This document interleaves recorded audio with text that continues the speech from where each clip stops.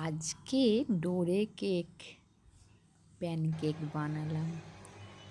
বাচ্চাদের কি আনন্দ! টিফিন ফাঁকা, কোনো চিন্তা নেই। আটা দিয়েই বানিয়ে নিলাম। আমি একটু চকলেটকে মেল্ট করে নিয়েছিলাম। এবার একটা কেকের উপরে চকলেটটাকে লাগিয়ে দিয়ে আর একটা প্যানকেকটা বসিয়ে জাস্ট আঙুলে করে একটু টিপে দিলাম, যাতে দুটোই ভালোভাবে লেগে যায়। এবার দেখুন কীভাবে তৈরি করছি।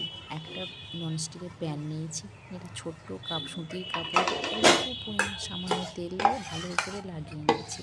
এবার এই যে ব্যাটারটা তৈরি করেছি, 3 চামচ টেবিল চামচ আটা নিয়েছি, 2 চামচ চিনি সেই চামচেরই, আর 3 চামচ গুঁড়ো দুধ, সামান্য 1 চিমটি খাবার সোডা আর অল্প একটু লবণ, পরিমাণ মতো এরকম থিকনেসে জল দিয়ে ভালো করে মিশিয়ে 15 মিনিট রেস্টে রেখেছিলাম।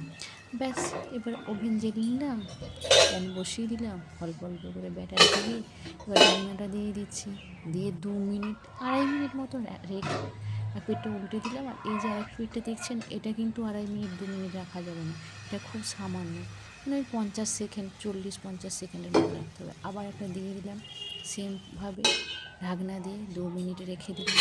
কি সুন্দর ছিদ্রযুক্ত হয়েছে দেখুন, এত নরম হয় আর এত খেতে সুস্বাদু হয়।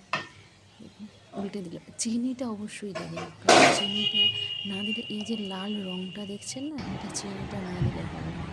দেখুন কত জালতিযুক্ত আর এত সুন্দর নরম হয়েছে, কেউ আপনার বুঝতেই পারবে না আপনি আটা দিয়ে করেছেন কি অন্য কিছু দিয়ে করেছেন, যে অন্য কিছু মিশিয়েছেন কিনা।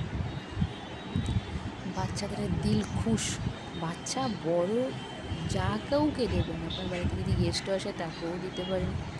আর চিনি